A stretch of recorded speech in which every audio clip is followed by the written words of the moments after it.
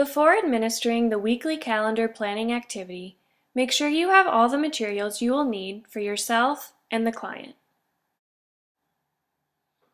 The following materials will be needed for the client: blank weekly calendar, appointment list, instruction sheet, sample calendar, 2 pieces of blank paper, 2 pens, and 2 different colored highlighters.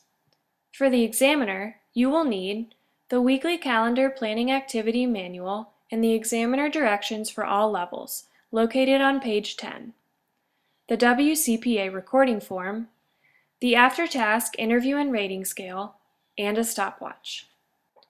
Before presenting materials to the client, fill in the appropriate time and free day on the WCPA instruction sheet. The free day will vary based on which version is being used. For this example, the free day is Tuesday. During this example, we will say that the assessment starts at about 2 p.m., so the therapist should enter 2:07 in the blank. These are 2 examples of the rules and will be further explained to the client during administration. After you have presented the client with the materials, read the examiner directions for all levels orally to the client. This is located on page 10 through 11 in the manual. Jenny and Aaron will now demonstrate the full administration of this assessment. Hi, Aaron. Hi. This activity involves putting appointments and errands into this weekly schedule. Here is a list of appointments that need to be scheduled during the week. You can enter the appointments in any order you would like, but you should always enter the entire appointment. For example, if the appointment is a meeting with Mary, you would enter meeting with Mary or meeting Mary, like they have here. You should also be careful to mark the time needed. Here they put 1 hour. See that?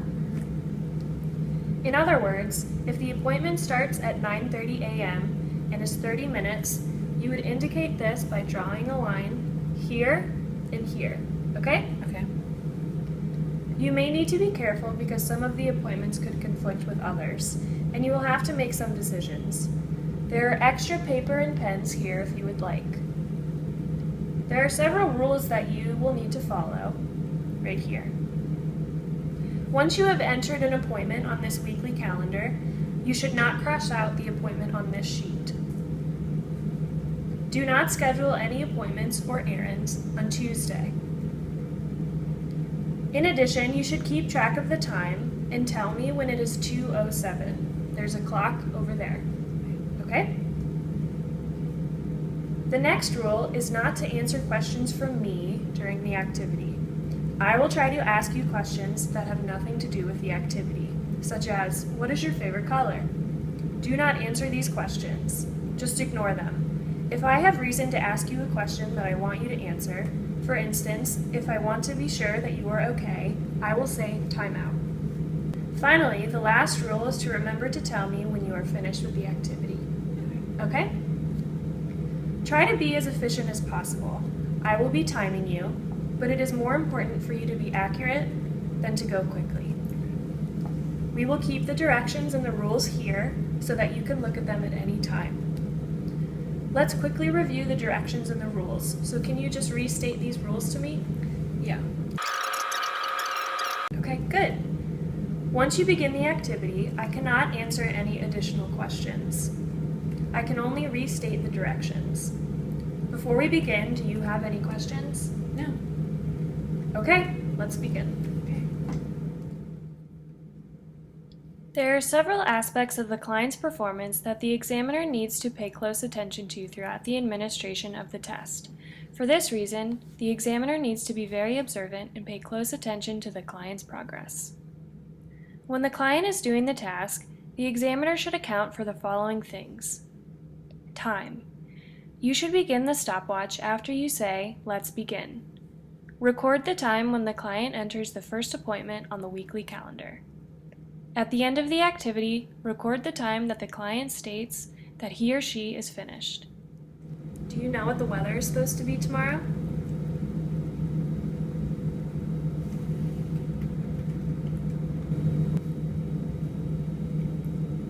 It's 2:07. Adherence to rules. During administration, the examiner observes and records the client's adherence to all 5 rules on the recording form. If the client crosses out an appointment, forgets to state the time or says it too late, schedules an appointment on the free day, answers any of the questions that the examiner asks, or doesn't state when they are finished, the examiner should record this on the recording form.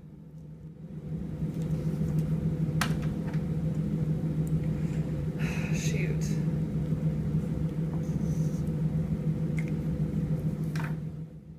Strategy use. The examiner should pay close attention to the client and what techniques or strategies they use to complete the activity. The WCPA recording form contains a chart that describes frequently used strategies. The examiner should check off whether the strategy is observed and how often it is used. Other things to look out for include how often the client refers to the instruction sheet and how the client manages the calendar errors. Once the client has finished the activity, stop the timer, record the time, and prepare to administer the after-task interview and rating scale.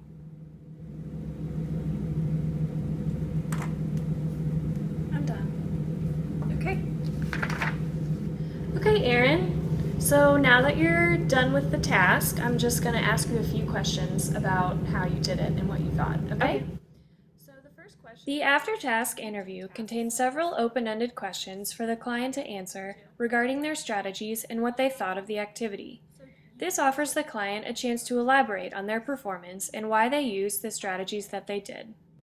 So tell me about how you went about doing this task. Okay, so I just started at the top of the list and I put my first appointment in. And then I got to the second one and it was a little bit long, so I got a little flustered, so I kind of just moved on to the next one. But I would just put the appointment in the calendar, and then when I was finished with that, I would just cross it off the list. And then I kind of just kept doing that. Okay, so other than crossing them off the list as you went along, did you use any other strategies or special methods? Crossing off the list was definitely the main one. Once I narrowed it down, it was a lot easier, but I would say that was the main one. Okay.